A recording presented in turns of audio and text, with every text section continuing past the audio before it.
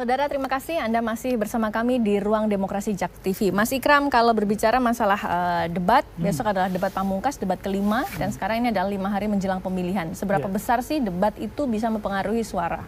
Ya, memang kalau kita lihat aneka riset ya, bahwa problem debat ini problem penetrasi ya. Kita pernah mensurvei di debat pertama ya, bahwa yang menonton debat itu hanya 50%. Oh, oke. Dan yang menonton debat sampai habis ya, dari awal sampai habis itu cuma 29%. Jadi kalau kita konversi dari total populasi, maka yang nonton debat itu yang berpengaruh cuma sekitar 15% sekian.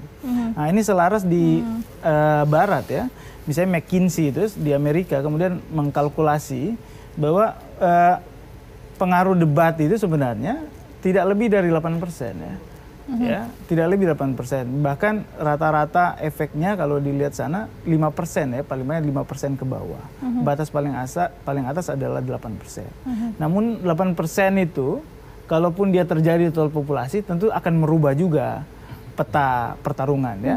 Nah, debat ini misalnya kalau kita lihat di putaran terakhir debat di Amerika, Hillary sama Trump ya, bagaimana Trump bisa mengeluarkan skandal surat email ya, yang kemudian hubungan Hillary yang kemudian diasosiasikan sebagai politisi oportunis ya, bahwa ini politisi kotor, dia punya skandal politik ini, dan itu membangun asosiasi. Jadi tergantung ya, di debat itu ada jebakan-jebakan apa, kemudian ada kan dalam debat itu kan saling menguji ya, saling menggaruk-garuk ya, apa yang menjadi kelemahan, apa yang menjadi kelebihan. Tinggal kita lihat bagaimana show debat nanti, siapa yang lebih mampu menarasikan. Problem satunya adalah ini Mbak, yang tadi kan bicara program ya. Program itu kalau beberapa scholars ya, kemudian akan berefek ketika program itu base-nya tidak hanya menjelaskan secara gimmick ini programnya, namun how to-nya juga seperti apa. Saya pikir Prabowo Sandi juga ada ya, kalau situ kartu prakerja, di Prabowo Sandi kalau nggak salah rumah kerja ya, rumah siap kerja. Ini juga harus dijelaskan how to-nya sehingga publik melihat kita tidak hanya dijadikan objek suara dengan gimmick-gimmick tertentu. Mereka butuh asosiatif yang lebih kuat, mereka butuh hal-hal yang lebih konkret, yang lebih substantif, bahwa program ini bisa dilaksanakan, yang kata Mbak Ratna tadi bilang ini visible setiap program ini dilaksanakan, dan tentunya publik akan menilai kedua calon ini layak menjalankan atau tidak ya. Tinggal uji track record, uji seberapa jelas program itu. Saya pikir itu.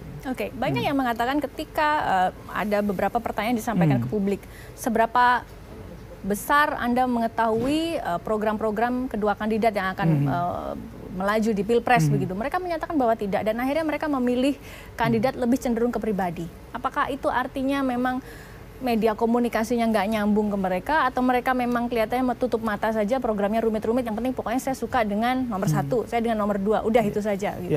Saya pikir captive pemilih ini kan udah terbentuk ya. Dari narasi sampai program udah kebentuk. Misalnya 01 kalau saya lihat masih menjual hope ya, harapan. 02 lebih strike bahwa maaf ya, bukan menjual kecemasan ya, tapi dalam tanda petik ada memastikan pemilih bahwa harus kita yang menang. Kalau tidak, maka kita akan negara ini akan terancam gitu ya. Kemudian dengan aneka narasinya bahwa identitas ini akan terancam. Saya pikir itu secara pragmatis elektoral sah-sah aja. Itu akan menjadi pilihan diksi politik yang digunakan ya. Nah, lewat captive politik saya pikir kalau di sana bicara hope 01, maka yang harus dijual adalah pencapaian. Kita sudah memulai ini dan kita akan melakukan ini. Di satu sisi memang saya lihat dilema di 02, di satu sisi akan mengeluarkan program, tapi di satu sisi adalah sentimen identitas yang menguat yang menjadi ceruk pemilih yang luar biasa dahsyat ya. Orang kan kenapa kita melihat belum banyaknya program yang diketahui oleh publik ya, program-program 02, karena mereka lebih banyak mengeksploitasi isu-isu identitas, kemudian ketika mengkritik itu basis datanya kasuistik ya. Dan saya pikir itu pilihan kasuistik, misalnya ketika ketemu di pedagang pasar itu disimplifikasi sebagai potret pemilih Indonesia ya. Namun secara ini saya pikir itu pilihan ya. Ini kan rezim elektoral. Kalau bahasa Kennedy kan campaign in poetry, jadi kampanye dengan puisi, nanti pemerintah baru pakai prosa ya. Satu jadi pertanyaan terakhir, beberapa ya. hari ini kita melihat ada pemberitaan Ustadz besar, Ustadz Somad memberikan dukungan ke 02 begitu. Nah, seberapa besar dukungan dari seorang tokoh besar yang dianggap memiliki karisma tinggi gitu, mempengaruhi suara? Ya, sebenarnya Ustadz Somad ini sangat populer ya, sangat populer. Kalau kita lihat kemarin, memang agak terlambat. Semestinya Mas Fanani itu dari 5 bulan yang lalu, kemudian didorong itu untuk ada testimoni seperti itu ya, sehingga karena tidak bisa dipungkiri. Tapi penyebaran berita kan sosial media gampang sekali. Iya, namun kan ceruk yang menggunakan sosial media, kemudian yang pemilih-pemilih wong cilik yang tidak terakses itu ya, kemudian biasanya resonansi antara satu berita kemudian tersebar 100% ke pemilih itu kan agak lama ya prosesnya, karena harus banyak aneka saluran ya. Saya pikir Ustadz Abdul Somad akan... masyarakat kelas bawah pun buka gadget, buka YouTube loh Mas. Kalau lihat dari data kan yang pengguna sosial media yang aktif itu kan tidak lebih dari 30% ya. Sehingga bahkan ada juga yang belum menggunakan sosial media ya.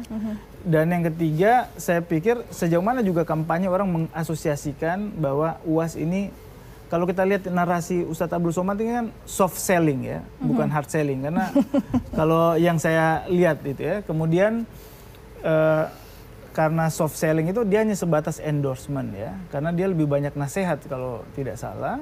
Dan nasihat jika Bapak jadi presiden saya begini, itu kan sebenarnya sebagai strategi politik Mas Fanani harus bilang, Ustadz harus lebih kuat kalau mau dukung kita menang, harus mendakwahkan gitu ya misalnya ya. Tapi saya lihat problem Ustadz Somad karena pertama terlambat, terlalu pendek waktunya kepemilihan, sejauh mana orang akan tahu asosiasi Anda melihat itu berarti bukan jurus pamungkas gitu. Kedua, sebenarnya secara tersirat Ustadz Abdul Somad sudah, pemilih-pemilih Prabowo udah melihat asosiatif Pak Abdul Somad ke pemilih Prabowo. Di survei kami 80% yang mendengar Ustadz Abdul Somad itu captive-nya pemilih Prabowo, 20%-nya adalah Jokowi. Tinggal sejauh mana mengasosiasikan langsung, mengkampanyekan Ustadz Abdul Somad, dan jangan soft selling, harus hard selling gitu.